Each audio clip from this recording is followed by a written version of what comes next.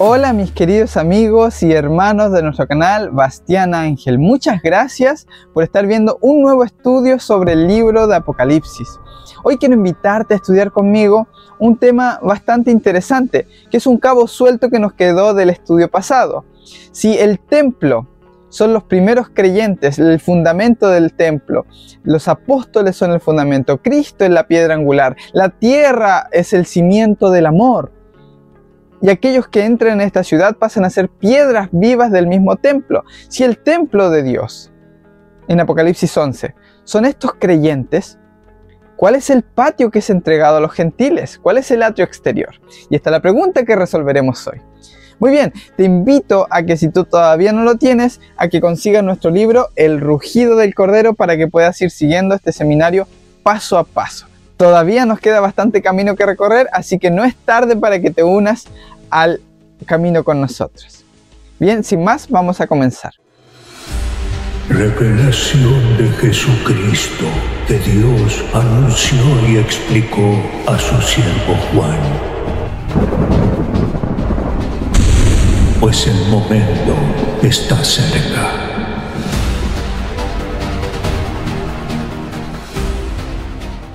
Vuelvo a leer Apocalipsis 11:2, mide el templo de Dios, que ya sabemos a qué se refiere, y el altar, y a los que adoran en él. Pero el patio, el atrio que está fuera del templo, déjalo aparte, y no lo midas porque ha sido entregado a los gentiles, y ellos hollarán la ciudad santa 42 meses. Ahora, obviamente, esta santa ciudad se refiere a Jerusalén, la santa ciudad. Dice que esto ha sido entregado a los gentiles. Ahora algunos interpretan y van por la misma línea y dicen, bueno, la ciudad santa también son los creyentes y fueron perseguidos por este periodo de tiempo. Y es correcto. Sin embargo, el patio o el atrio exterior no tiene el simbolismo de los creyentes. El atrio exterior, y yo me atrevo a decir que también la ciudad que es hollada por 42 meses, se refiere a Jerusalén y todo su sistema de sacrificios. Bien, ya te he dado la respuesta desde el primer momento, pero si quieres escuchar los argumentos, puedes quedarte en el video para entender por qué creo que Jerusalén es el patio exterior del que está hablando aquí Apocalipsis 11. En primer lugar, es porque el templo ya se refiere a los creyentes.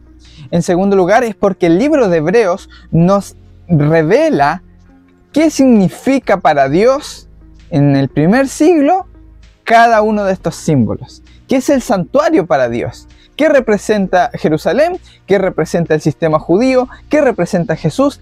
¿Qué tiene lugar en cada símbolo? Vamos a leerlo. Hebreos 9 del 6 al 11. Preparadas así las cosas, los sacerdotes entran siempre en la primera parte de la tienda, que es el atrio, donde se ofrece el sacrificio, para desempeñar las funciones del culto.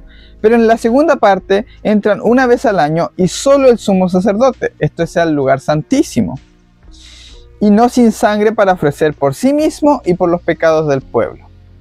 De esta manera daba a entender el Espíritu Santo que aún no estaba abierto el camino al lugar santísimo mientras subsistiera la primera parte, es a saber, el atrio exterior. Todo ello, ¿qué es todo ello? La primera parte, los sacrificios del sacerdote, eso que se hacía una vez al año, todo ese ritual judío, todo ello es un símbolo del tiempo presente. Noten, la primera parte del tabernáculo y su sistema de sacrificios es un símbolo del tiempo presente, en cuanto que allí se ofrecen dones y sacrificios incapaces de perfeccionar en su conciencia al adorador, y solo son prescripciones carnales que versan sobre comidas, bebidas, sobre absoluciones de todo género impuestas hasta el tiempo de reformar las cosas. El tiempo de reformar las cosas vendría a ser ahora lo que vamos a hablar a continuación, cuando se inauguraría el nuevo templo. Pero presentándose Cristo como sumo sacerdote de los bienes futuros a través de un tabernáculo mayor y más perfecto, no fabricado por manos de hombres, es decir, no de este mundo. Y entonces, si Jesús se presenta a través de otro tipo de tabernáculo, no hecho por manos humanas, ¿por medio de qué tabernáculo hizo el sacrificio Jesús? Bueno, lo repite una y otra vez el libro de Hebreos. Jesús se ofreció por medio de sí mismo, porque Él es el tabernáculo. Juan dice en Apocalipsis, no vi en ella templo alguno en aquella ciudad, la Nueva Jerusalén, porque el Cordero es el templo. Sí, Jesús dijo, destruid este templo, refiriéndose al templo de su cuerpo, y en 3 días lo levantaré. No se refería al santuario terrenal, se refería a su propio cuerpo. Él se ofreció por medio de sí mismo. Él fue no hecho por manos humanas, no de esta creación. Jesús no fue creado. Y entonces Dios le levantó. La palabra es el que lo resucitó, ¿sí? Que levantó Dios este templo y no el hombre. Cuando dice levantó, es la misma palabra que en otros textos usa para decir que levantó a Jesús de entre los muertos. Así que Dios levantó a este templo resucitado, al cuerpo de Jesús, a este nuevo templo por medio del cual accederíamos al Padre. Él es el nuevo camino, el nuevo santuario, la nueva dirección hacia el Padre. Un camino nuevo y ¿qué? Y vivo. Porque Jesús vive por los siglos de los siglos. ¿Ok? Se rasgó el velo, en la cual es su carne, y por medio de ese acceso que quedó, tenemos libre camino hacia el Padre. No obstante, el camino hacia el lugar santísimo no queda accesible, sino por medio de Cristo, quien abre para nosotros una nueva senda viva por medio del velo, es decir, de su carne. ¿Ok? Hebreos 10:20, ahí está. Así que el atrio exterior es todo el sistema judío de sacrificios. Es un símbolo para el tiempo presente, como dice en Hebreos. Y el nuevo templo es el fundamento que es Jesucristo mismo y los creyentes. ¿Ok? Esta es la nueva realidad espiritual. Así que en Apocalipsis 11, el patio externo no está incluido en la medida del templo porque ya no es sagrado. Ha sido entregado a los gentiles. Por eso es que se rasga el templo cuando muere Jesús, se rasga el velo y se ve que ahí no está la presencia de Dios. No hay arca, no hay nada. Lo que indica que los judíos no tendrán más acceso a Dios a través del sistema del Antiguo Testamento. Esto es el comentario Baker exegético del Nuevo Testamento. ¿Okay? Es un detalle muy interesante que me pareció útil agregar. Vale. Entonces, ¿a qué se refiere con el patio? Se refiere a todo el sistema judío que será entregado a los gentiles por 42 meses para ser pisoteado. Ahora, Lucas 21:24 dice, los gentiles pisotearán a Jerusalén hasta que se cumpla el tiempo señalado para ellos. ¿Más claro que eso? No puede estar. Apocalipsis 11:2 dice, pero no incluyas el atrio exterior del templo y no lo midas porque ha sido entregado a las naciones paganas, las cuales pisotearán la ciudad santa por 42 meses. Este pasaje paralelo nos muestra claramente que es Jerusalén quien será hollada o pisoteada por los gentiles y, si queremos entender mejor el texto, por los romanos específicamente en el año 70, durante 42 meses. La profecía de Daniel 2 nos indica que los 4 imperios gentiles habían dominado al pueblo de Dios, al pueblo de Israel: Babilonia, Medo-Persia, Grecia, Roma. Y podían atacar y hollar el templo físico. Mas cuando esta realidad cambia, por más que maten a los cristianos los romanos, no pueden destruir el templo espiritual, porque ya no está fundada en una ciudad o en un monte literal o físico, sino está en los corazones de las personas y está llenando toda la tierra. ¿Se va entendiendo? Entonces debería llegar un tiempo en el cual este reino físico pasara a ser un reino espiritual. ¿Bien? Y llegó. Y ese fue en el año 70. Por eso Jesús dijo cuando vino por primera vez en Juan 4:21, la hora viene cuando ni en este monte ni en Jerusalén adoraréis al Padre, sino que lo adorarán en espíritu y en verdad. ¿Sí? Va cuadrando, va encajando todo. Pues fueron exactamente 42 meses por los cuales Roma, y esto ya lo hemos estudiado, estuvo en guerra y asediando la ciudad de Jerusalén. ¿Ok? Fueron exactamente 42 meses y esto ya lo hemos estudiado en otros capítulos anteriores. Además de eso, el asunto de déjalo sin medir hace que queden presas de su propio modo de juzgar. Para un judío y para el Antiguo Testamento se refiere a juicio. De hecho, Jesús dijo, con la medida que medís, se os medirá. Esto es Marcos 4:24. También dijo, por la medida con que midáis, se os medirá a vosotros, y se os dará aún más de lo que oís. ¿Ok? No juzguéis según las apariencias, sino juzgad con justo juicio, porque con la vara que medís, se os volverá a medir a vosotros. Cálamos metrón, la vara de medir, la caña de medir. Entonces, el templo de Dios es medido por la gracia de Dios. Pero el patio exterior, todo el sistema de sacrificios y la antigua Jerusalén es medido según su propia vara de medir. ¿Qué es qué? ¿Qué es? Yo sé que lo sabes. La ley. La ley de Moisés, ya sea los 10 mandamientos, la ley ceremonial, lo que sea, y la sentencia de apedrear, de juzgar, de condenar, de crucificar, todo ello tiene que ver con esa vara de medir con la que están midiendo a otros, con la ley. Noten qué interesante es cómo se pone este asunto sobre la mesa a medida que transcurre la historia de Jesús y los apóstoles. En Juan 7:51, donde Nicodemo, un fariseo, defiende a Jesús ante los líderes judíos, les dice, ¿juzga nuestra ley a un hombre sin antes escucharlo y saber lo que ha hecho? Porque el Sanedrín está juzgando según su propia vara de medir, que según ellos es la ley, pero en realidad es una interpretación corrupta de la ley y además exige la muerte de todos.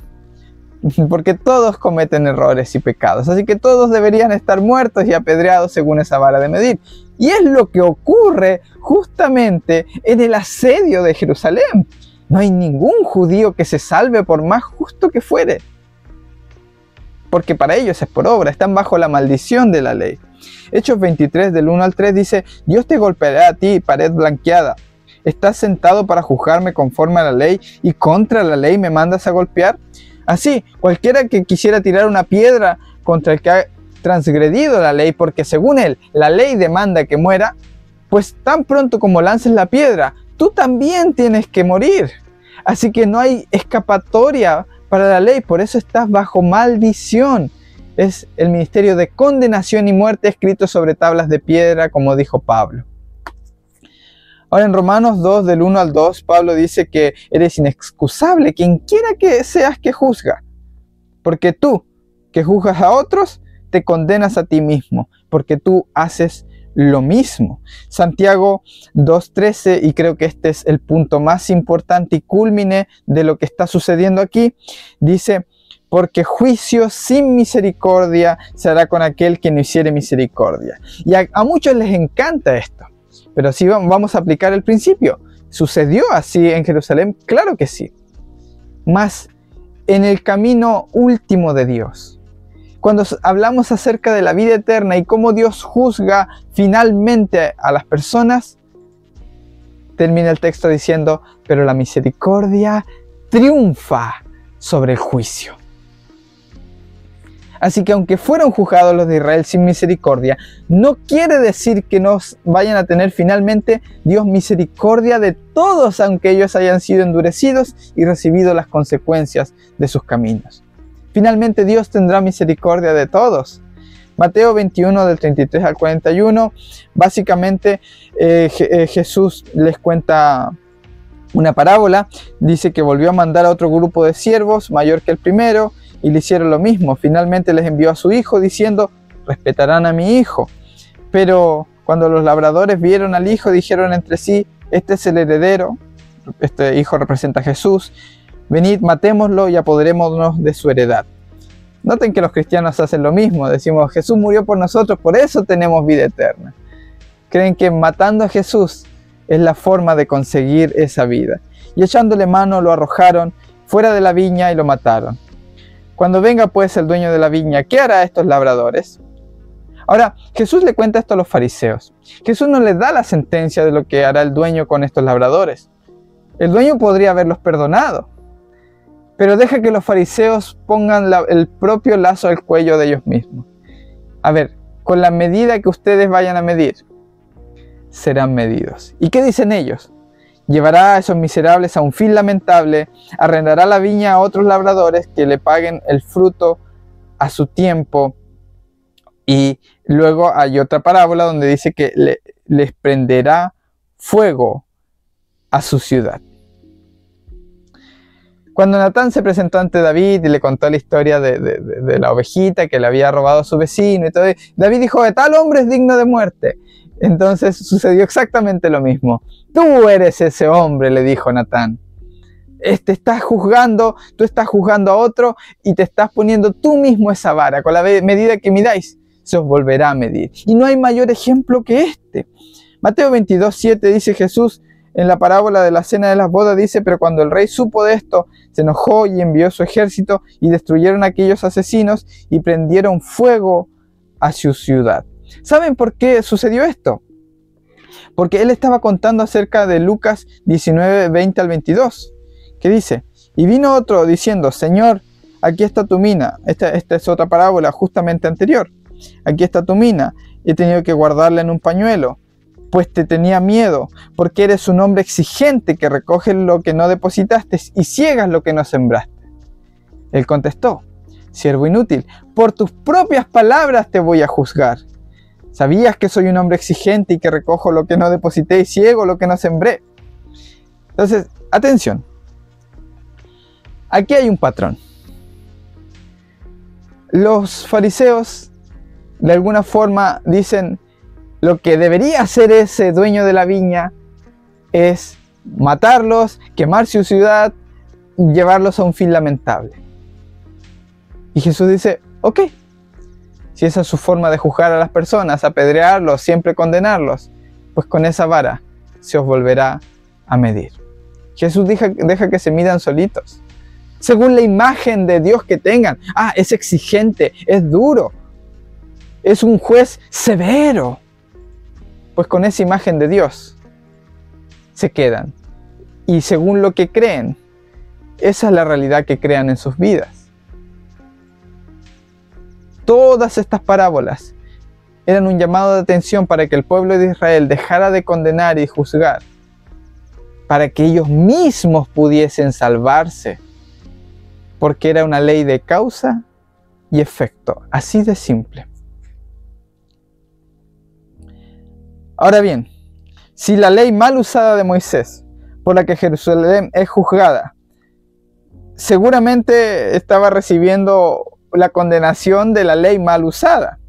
Y la condenación de la ley, estrictamente, en Levíticos 26:18 dice: y aun si con estas cosas no se corrigiereis, sino que me contrariareis, 7 veces serás castigado por tu mal. Luego en el verso 21 agrega: si anduviereis conmigo con oposición y no quisiereis oír, yo añadiré sobre vosotros otras 7 veces más plagas conforme a vuestros pecados. Esa palabra de serán entregados a los gentiles es que serán entregados a su propia vara de medir. Si van a la guerra contra Roma, Roma vendrá y traerá su ejército y destruirá a aquellas personas. Ahora Jesús cuenta acerca de un rey. César era un rey, trae su ejército y destruye Jerusalén. No es una mera coincidencia. Jesús sabía lo que iba a ocurrir y está advirtiendo todo este asunto. Entonces, si decimos que están siendo juzgados según la ley de Moisés, tiene que haber un patrón de 7, ¿ok? 7 plagas, 7 sellos, ¿sí? 7 copas de la ira, porque están siendo juzgados según la ley. Para una mente judía, la forma de entenderlo era esta. Por eso se usa la vara de medir, el cálamos metrón, el atrio exterior. Se están usando lenguajes judíos. Y claramente cuando Juan introduce este aspecto de 7, entonces es donde entra la conexión mental con la ley, que serían castigados 7 veces por sus pecados. Y si todavía no obedecían, otras 7 veces. Y si todavía no, otras 7 veces. Todo va encajando en su sitio. Y espero que estén disfrutando este seminario va bastante avanzado, pero aún nos queda un camino por recorrer, así que acompáñenme a estudiar también el asunto de los dos testigos, que ya comenzamos en este video. Bien, también te dejo por aquí el libro El rugido del cordero y por aquí el botón para suscribirte a nuestro canal. Un abrazo a todos, ha sido un gusto, chao chao.